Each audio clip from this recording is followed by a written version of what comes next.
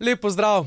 Bogat športni teden je za nami. Peter Prevc je že pred koncem sezone osvojil tako težko pričakovani veliki kristalni globus. Številnim čestitkam se pridružujemo tudi mi. Zdaj pa poglejmo na nogometna igrišča, kjer se je tokrat odvijal prvi spomladanski krog. Olimpija je zanesljivo premagala Luko Koper. Krka je nekoliko presenetljivo ugnala Domžalčane. Največje presenečenje kroga je zagotovo zmaga Celja v Mariboru. Gorica in Zaver sta se razšla z remijem, Rudar pa je žal na domačem terenu izgubil.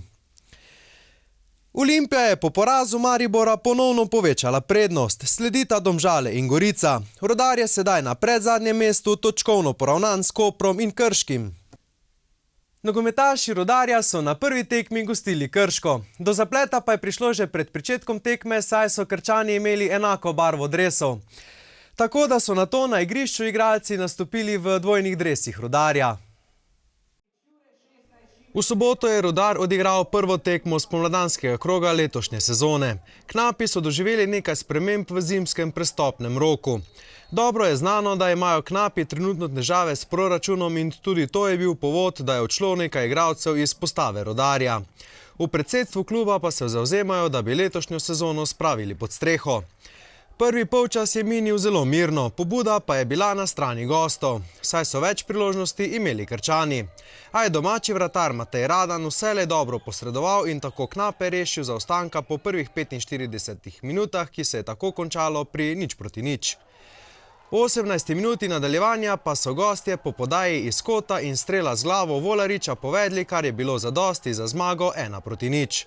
Mi smo dali gol po neki hitri akciji, prišli do kota, pa iz tega dali gol.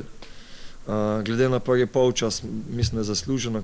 Kljub temu, da je Rudar kmalu v drugem delu bil z igralcem več na igrišču, namreč v 57. minuti so gostje zaradi rdečega kartona ostali brez Štefaneca, so domači nogometaši imeli le eno pravo priložnost za zadetek v drugem delu.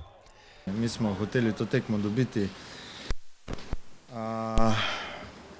in žal nam ni uspelo. Mislim, da znamo boljše igrati.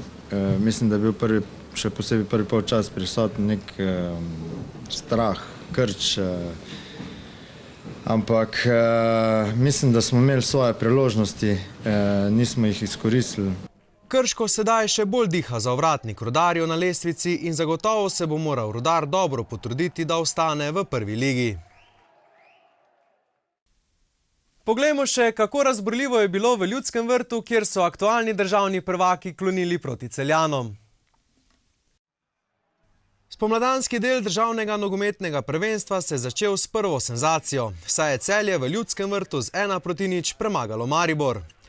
Za presenetljivi razplet pred približno 6000 gledalci v Ljudskem vrtu je poskrbel rezervist Milan Spremo, ki je v 92. minuti v protinapadu matiral Jasmina Handanovića. Uspeh gostov je še toliko večji, saj so od 58. minute igrali brez izključenega Marka Pajača. Mariborčani so pustili slab vtis, imeli so sicer terensko premoč, a so bili gostje nevarnejši, o čemer priča tudi razmerje strelov v okvir vrat v prid Celja. Trenerja slovenskih prvakov Krunoslava Jurčiča tako do naslednje sobote, ko v Ljudski vrt prihaja Olimpija, čaka še precej dela. Zima se počasi bliža koncu. Kljub ne tako zimskim razmeram smo v Velenju imeli tudi zelo pester izbor zimskih športov. Tokrat so na drsališču v Velenju pripravili še zadnji curling turnir letos. Na drsališču v Velenju so pred koncem zimske sezone pripravili še zadnji turnir v curlingu v letošnji sezoni. Prvi turnir so pripravili že na začetku sezone lani oktobra, tokrat pa smo na drsališču videli 14 ekip iz vse Slovenije. Kljub temu, da šport izhaja iz daljne Škotske, je zelo priljubljen postal tudi v Sloveniji in v Velenju.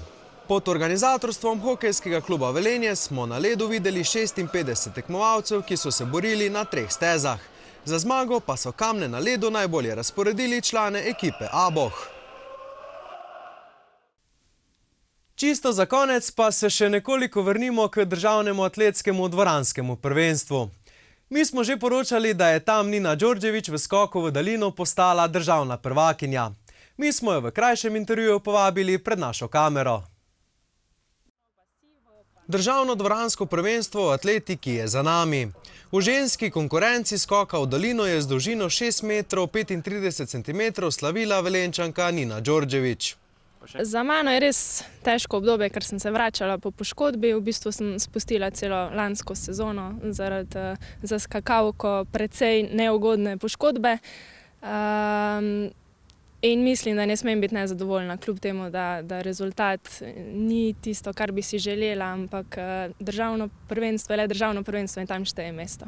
V marcu bo na sporedu tudi dvoransko svetovno prvenstvo, a vendar so Ninini cilji orientirani na poletje.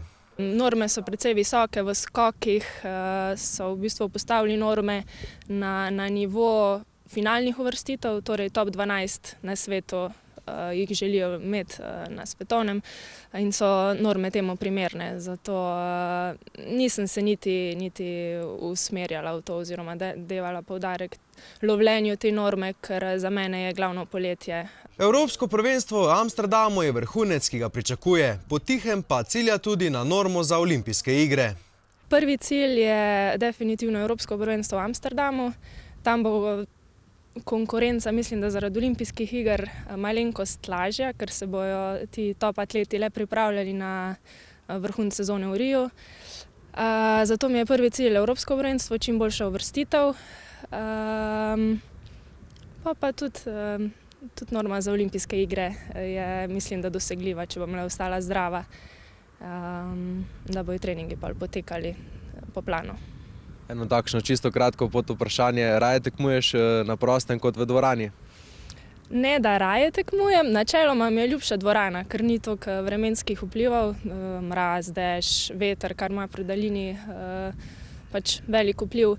Ampak zaradi situacije, v bistvu družinske situacije, ker je mož tudi profesionalni športnik in smo zaradi njegove kariere v tujini večino leta, je potem pri meni zaradi tega poudarek na poletni sezoni, ker zimo vedno, v bistvu, na zimo se pripravljam brez trenerja in so potem rezultati tudi mogoče malenko slabši zaradi tega.